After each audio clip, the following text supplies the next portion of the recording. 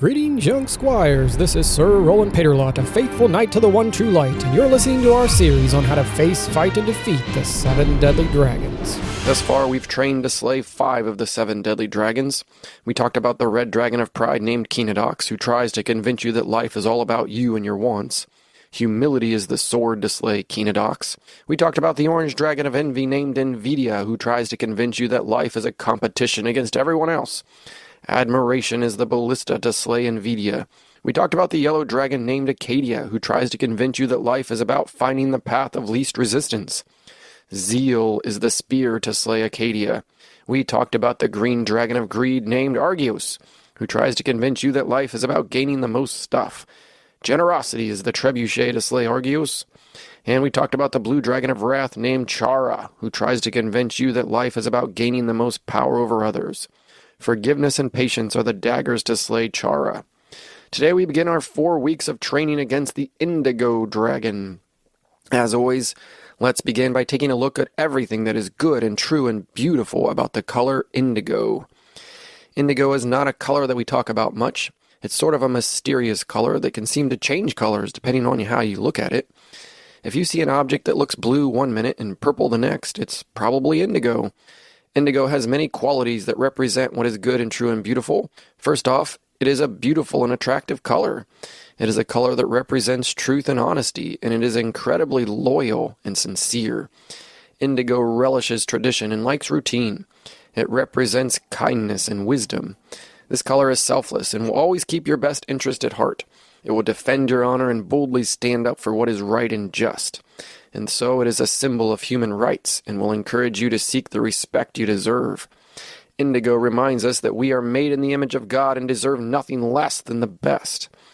Indigo is also a color of royalty and calls us to serve the orphans and widows and give food to the hungry. This color has a shade of purple, which makes us think of Lent and Advent, a time of preparation and fasting.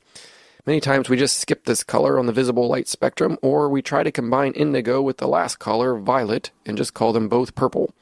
As we will see, the indigo dragon and the violet dragon use a similar method of attack, but they are in fact 2 distinct dragons, just as indigo and violet are 2 distinct colors. There are 7 colors on the visible light spectrum, not 6. Later in your training, I will tell you why this is important and what makes 7 so holy. If you remember earlier in our training, evil is not just the absence of something good. Evil is the corruption of something good. When everything that is good and true and beautiful about the color indigo is corrupted into something evil, false, and ugly, you get the indigo dragon. The indigo dragon makes you especially susceptible to temptations. Because indigo is such a beautiful color, it can be hard to resist its urges. The indigo dragon encourages you to ask this question: how can I find the most pleasure? Now, there's nothing wrong with pleasure, but if you make it your end goal, you no longer follow the wisdom of the color indigo, which teaches us that we deserve only what is best for ourselves, because we are made in the image and likeness of God. When under this dragon's influence, we seek pleasure only, even if it causes us harm. Specifically, the deadly sin that the indigo dragon tempts us to is gluttony. Gluttony is the inordinate desire for food. Now, food is a good thing. In fact, without it, our bodies can't survive. God made eating food pleasurable so that we would be encouraged to naturally nourish our bodies. The body has a divine design. You are truly miraculous in how your whole body works together to keep you alive and strong and healthy. It is truly amazing. The body is a wonderful servant to give us what we need. The body can tell you when you're hot or cold or sick or hurt or tired or thirsty or hungry. When we listen to the body's needs, we are more healthy and happy. But while the body makes a wonderful servant, it makes a terrible master. And the indigo dragon's game plan is to take what is good and corrupt it, like all dragons try to do.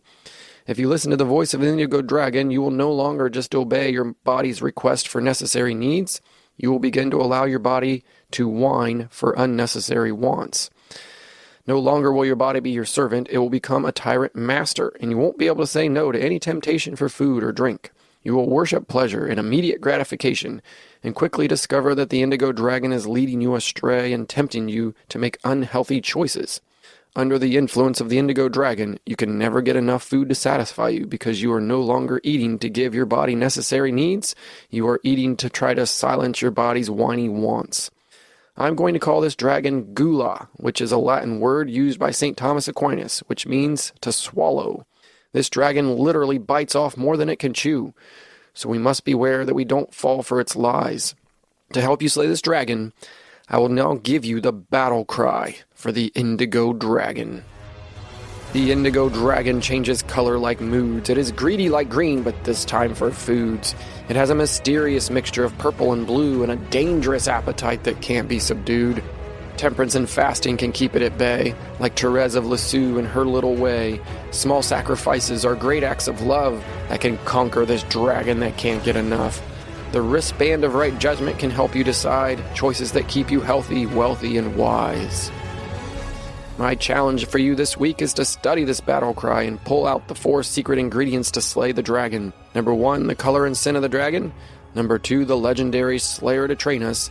Number 3, the weapon or virtue to slay the dragon. And number 4, the piece of armor to protect ourselves from the dragon. So stay holy, young slayers, and until we meet again, I'll leave you under the protection of St. Michael the Great Archangel, St. Joseph the Terror of Dragons, and Mary, Queen of the Angels, Our Lady of Grace, and the woman whose seed crushed the head of the dragon.